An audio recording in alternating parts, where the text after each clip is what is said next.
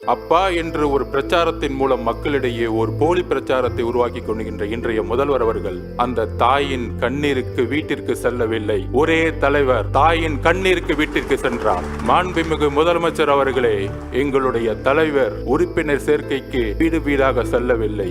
எந்த இளைஞர் கொல்லப்பட்டாரோ அந்த இளைஞருக்கு ஒரு அண்ணனாக, ஒரு அம்மாவிற்கு இன்னொரு மகனாக இன்று சென்று வந்து மக்களிடையே ஒரு நம்பிக்கை ஏற்படுத்திய தருணத்தில் இன்றைக்கு சட்டம் ஒழுங்கின் சீர்குலைவுகள் மூலம் எத்தனை இளைஞர்கள் பாதிக்கப்பட்டிருக்கிறார்கள். சிவகங்கை மாவட்டத்தில் தந்தை இல்லாமல் ஒரு தாயின் வளர்ப்பில் வளர்ந்து இந்த அரசு விற்கக்கூடிய டாஸ்மார்க்கில் மதுவை அருந்தக்கூடிய இளைஞரா, இல்லை போதைக்கு அடிமையான இளைஞரா? அந்த இளைஞர் தேர்ந்தெடுத்த வாழ்க்கை இந்து அறநிலைத்துறை நிர்வகிக்கப்படுகின்ற ஒரு கோவிலில் அறத்தின் பால் கடவுளுக்கு சேவை செய்ய தன்னை ஒரு காவலாளியாக, தன்னுடைய அம்மாவிற்கு ஒரு சிறந்த மகனாக வாழ்ந்து கொண்டிருந்த ஒரு இளைஞர் இந்த அரசால் துடிக்க கொல்லப்பட்ட இந்த நேரத்தில் அப்பா என்று ஒரு பிரச்சாரத்தின் மூலம் மக்களிடையே ஒரு போலி பிரச்சாரத்தை உருவாக்கி கொள்கின்ற இன்றைய முதல்வர் அவர்கள் அந்த தாயின் கண்ணீருக்கு வீட்டிற்கு செல்லவில்லை.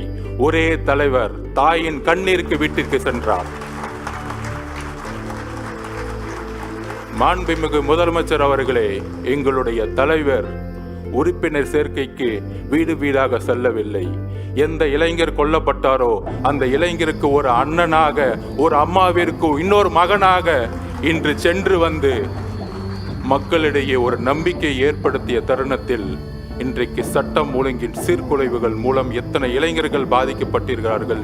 இந்த டாஸ்மார்க் மூலம் எத்தனை பெண்கள் வந்து இன்றைக்கு கைப்பெண்களாக மாறிக்கொண்டிருக்கிறார்கள் என்ற அவலமான தருணத்தில் அப்பா என்று ஒரு பிரச்சாரத்தின் மூலம் மக்களிடையே ஒரு போலி பிரச்சாரத்தை உருவாக்கி கொள்கின்ற இன்றைய முதல்வர் அவர்கள் அந்த தாயின் கண்ணீருக்கு வீட்டிற்கு செல்லவில்லை. ஒரே தலைவர் தாயின் கண்ணீருக்கு வீட்டிற்கு சென்றார். மாண்புமிகு முதலமைச்சர் அவர்களே, எங்களுடைய தலைவர் உறுப்பினர் சேர்க்கைக்கு வீடு வீடாக செல்லவில்லை.